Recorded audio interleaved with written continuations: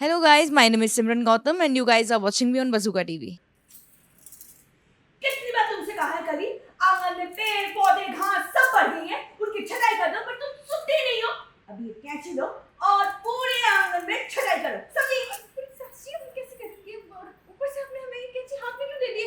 अब हमारे बीच में लड़ाई हो जाएगी। ओहो जैसे अब तक बहुत प्यार चल रहा था हम दोनों में। क्यों कली भी क्यों सही कहा ना मैंने?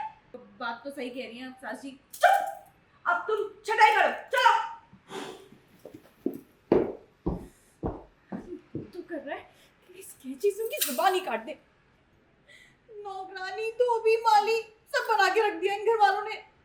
बस बहू ही नहीं समझता है कोई हमें। अरे नहीं गिरानी चाहिए। रुकिए बनी रहेगा। हाँ रुकिए ना। अब ये लीजिए। क्या हुआ मेरी भाभी? मेरी सिम मिल गई है।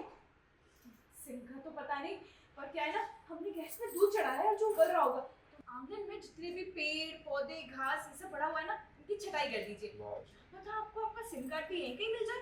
देखा भागो भागो। अरे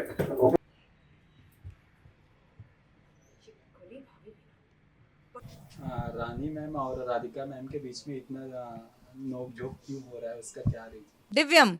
दिव्यम है मेन रीज़न कि पहले तो राधिका को निकाल दिया गया, फिर मजबूरी में ही सही लेकिन दिव्यम ने फिर दूसरी शादी कर ली। और फिर जब से राधिका आई है तो रानी इनसिक्योर हो गई है कि घर वाले और दिव्यम उसकी तरफ ध्यान जा रहा है या टेंशन उसको नहीं मिल रही है। तो इनसिक्योरिटी में अक्सर इंसान ऐसी चीज़ें कर लेता है और हालांकि ये टीवी ड्रामा है तो कुछ एक्सेसिव ही करता है इंसान। तो बस वही चल रहा है इन दोनों के बीच कि दिव्यम को कौन जीतेगा, कौन हासिल करेगा, कौन तो पाएगा। आपको क्या लगता है? वेल मेरा इसमें कुछ से है नहीं क्योंकि मैं भी आई तो दिव्यम के पीछे ही थी और फिर मैंने हमरे होने वाले पति करते हुए लेकिन अब वो देवर जी हैं। तो देखो एट द एंड राध्यम इज राध्यम तो टच वुड बरकरार रहेगा ही, चाहे रानी आ जाए या काया आ जाए या कली आ जाए कोई भी आ जाए। तो बस ये देखना इंटरेस्टिंग रहेगा कि ये उस जर्नी तक फिर से कैसे पहुंचते हैं जहाँ पर फिर से एक साथ होंगे, फिर से प्यार होगा, फिर से सब एक साथ खुश रहेंगे और फिर कौन सा एक नया ट्विस्ट आएगा। सास और मेरे सीन तो ये लोग ऐसे डालते हैं कि पता नहीं कौन सा एक प्रॉपर एक कॉमेडी शो लगता है क्योंकि हर एक एपिसोड में एक या दो सीन कली कविता के होते हैं जो पूरे मूड को लाइट कर सकते हैं आपके और बहुत फनी सीन्स होते हैं। तो हम लोग ऑफ स्क्रीन भी मोस्टली ऐसे ही रहते हैं तो ऑन स्क्रीन वो और ज़्यादा निकल के आता है कि हम मज़े ले रहे हैं एक दूसरे के या फ़न कर रहे हैं। तो वो भी सीन बड़ा अच्छा था कि अच्छी से मेरी लाइन थी कि मैं मन तो करता है इनकी ज़बान ही काट दें।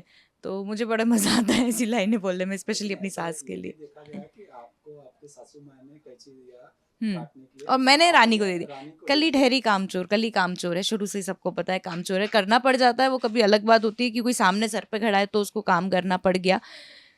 और अगर लेकिन काम नहीं है और कोई मतलब वो टाल सकती है जिस भी वे में तो वो टालने की कोशिश करती है और वो टाल देती है उस काम को किसी के ऊपर डाल के। कामचोर नंबर 1।